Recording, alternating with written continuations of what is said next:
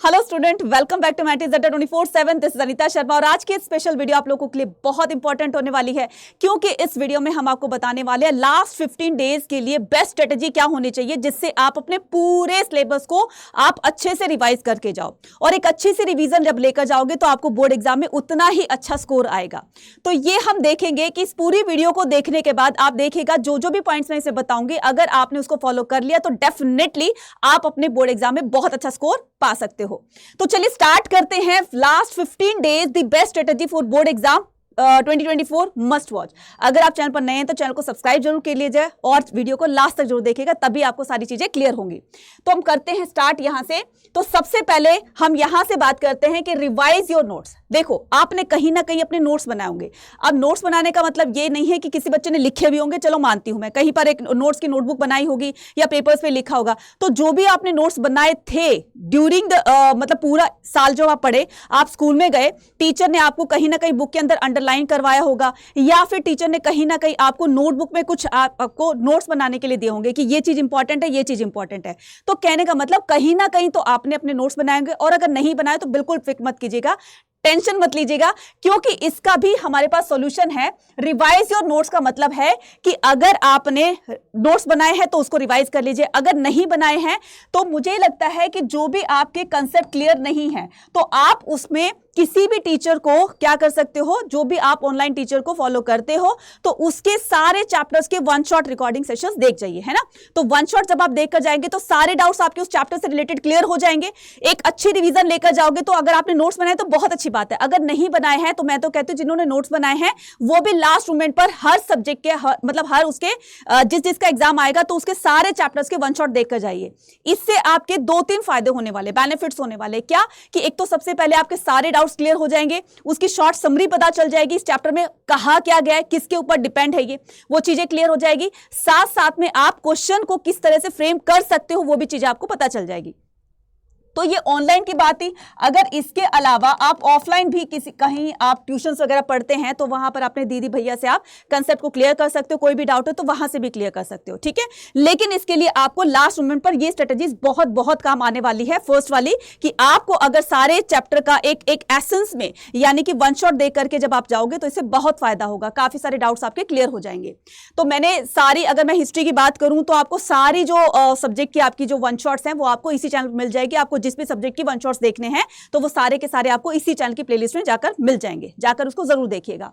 Next बात करते हैं सॉल्व द सैंपल पेपर्स। तो इस टाइम में आपको कम से कम 5 to 7 सैंपल पेपर्स लगाने हैं। तो 5 to 7 जब सैंपल पेपर्स लगाओगे तो इससे आपके अंदर ना एक कॉन्फिडेंस बिल्ड होगा, है ना। तो जब आप क्वेश्चन को सॉल्व करते हो और वो जो क्वेश्चन आपके ठीक होते हैं तो इससे कॉन्फिडेंस बिल्ड होता है, यार मेरा ये भी ठीक है, मेरा ये भी ठीक है, मेरा ये भी ठीक है। तो आपको क्या करना है, कम से कम मैं बता रही हूं कि 5 to 7 जो है सैंपल पेपर लगाने हैं।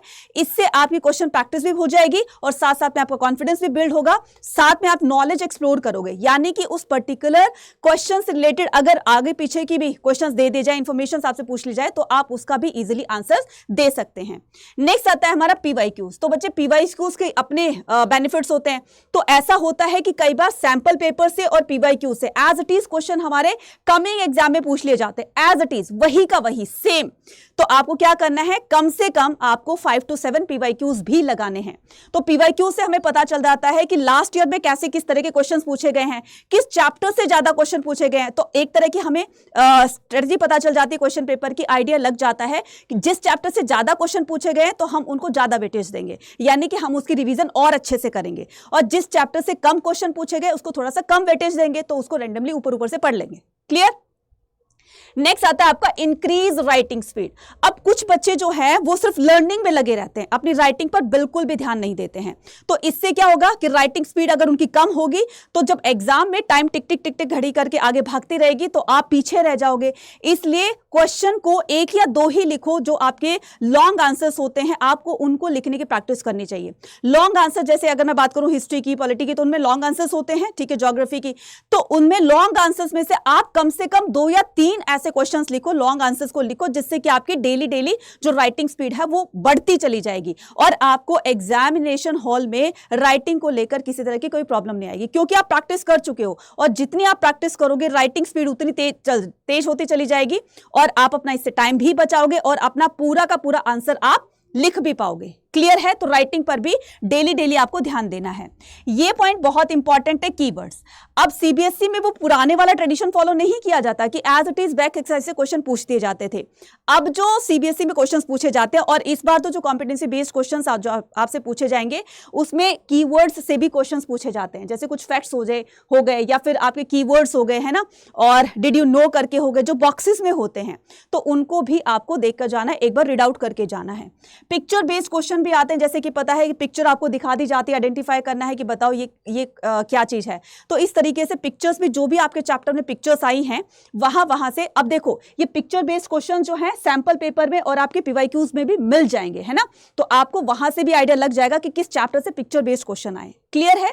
उसके बाद मैप क्वेश्चन, अगर मैं हिस्ट्री, पॉलिटी, ज्योग्राफी की बात करूं तो मैप बहुत ज्यादा इंपॉर्टेंट है, यानी कि 5 मार्क्स तो आपके कहीं नहीं गए अगर आपने चैप्टर में आए सारे मैप्स को एक बार देख लिया और अच्छे से आपने उसको प्लेस को लोकेट कर दिया, तो आपके 5 नंबर्स तो पक्के हो गए। तो आपको मैप्स को भी देखना है। इसके अलावा डायग्राम्स, ज्योग्राफी वगैरह में आपके डायग्राम्स आते हैं, तो डायग्राम्स को भी, जो इंपॉर्टेंट डायग्राम्स हैं, अगर आप ये सारी चीजें ना बच्चे, आपको यहां से थोड़ा सा आइडिया लग जाएगा पीवाईक्यूज और सॉल्व उसमें सैंपल पेपर से, ठीक है। तो आप यहां पर जाकर के इस तरह के आइडियाज ले सकते हैं कि कहां से क्या क्वेश्चन पूछे गए हैं।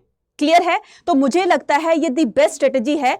अगर आपने अभी तक कुछ नहीं पढ़ा, अगर इनके अकॉर्डिंग चलोगे ना, तो बच्चे मैं गारंटी से कह सकती हूं कि आपके मार्क्स, पासिंग मार्क्स का आप लेकर चल रहे हो, लेकिन आपके बहुत अच्छे मार्क्स आएंगे, राइट। और इसके अलावा मैं आपको बोलना चाहती हूं क्या, इसके अलावा मैं बोलना चाहती हूं आपको thank you and all the very best. बस कॉन्फिडेंस के साथ अपनी स्टडी को जारी रखिएगा, और इसके बाद जैसे ही आपका बोर्ड एग्जाम खत्म हो जाएगा, तो बोर्ड एग्जाम के बाद क्या आएगा, बोर्ड एग्जाम के बाद आपका सीयूईटी का एग्जाम आ जाएगा, है ना। तो सीयूईटी के एग्जाम की भी अगर आप प्रिपरेशन करना चाहते हैं तो आप हमारे साथ आ सकते हैं। कहां पर आप आ सकते हैं? हमारे साथ अड्डा 24/7 की एप्लीकेशन पर। तो जैसे आप यहां पर टाइप करेंगे अड्डा 24/7, तो वहां पर आएगा आपका सबसे पहले वाला ऑप्शन, यहां क्लिक करना है। यहां पर जाना है आपको ऑल कोर्सेज पे। ऑल कोर्सेज पर जाकर जैसे क्लिक करोगे, यूजी पीजी एंट्रेंस एग्जाम पे क्लिक करोगे, यहां पर यूजी पे क्लिक करोगे। आर्ट्स के, कॉमर्स के, साइंस के जिस भी आपके अगर फ्रेंड्स भी अगर अदर स्ट्रीम से है तो आप उनको भी सजेस्ट कर सकते हो। तो आर्ट्स पे क्लिक करोगे, फिर ये है हमारा क्या, ये है हमारा लेटेस्ट बैच, ठीक है। ये महापैक है, ये सीयूटी एम्बिशन 2.0 है। तो ये हमारा लेटेस्ट बैच जिसकी क्लासेस जो है वो 7 फैब से स्टार्ट होने वाली है। तो जल्दी से जाकर अपनी सीयूटी प्लस अपने बोर्ड एग्जाम की जो प्रिपरेशन है आपकी, वो भी साथ साथ में करते रहिएगा। तो इससे आपकी सीयूटी की भी तैयारी चलती रहेगी, प्रिपरेशन चलती रहेगी, और बोर्ड एग्जाम की रिवीजन भी चलती रहेगी।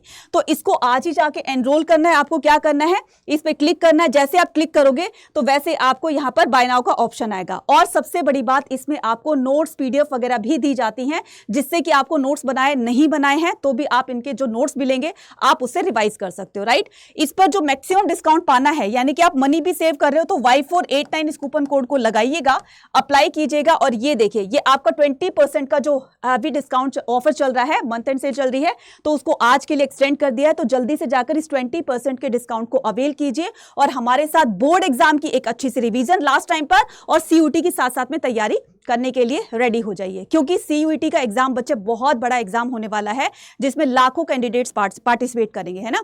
तो हमारी असली फाइट जो है वो सीयूईटी की है, राइट। तो आप जैसे बोर्ड एग्जाम में मुझे पता है बहुत अच्छा स्कोर कर लोगे, लेकिन हमारी फाइट किससे है, उसी के सीयूटी के बिहाफ पर ही, सीयूटी के स्कोर के बिहाफ पर ही हमें कॉलेज में एडमिशन मिलेगा। इसलिए आपको सीयूटी को भी ज्यादा प्रायोरिटी देनी है। Clear? So all the very best आपके एग्जाम्स के लिए। मिलते हैं अपनी नई इंपॉर्टेंट वीडियो के साथ। टिल देन टेक केयर बच्चे, बाय बाय टू ऑल।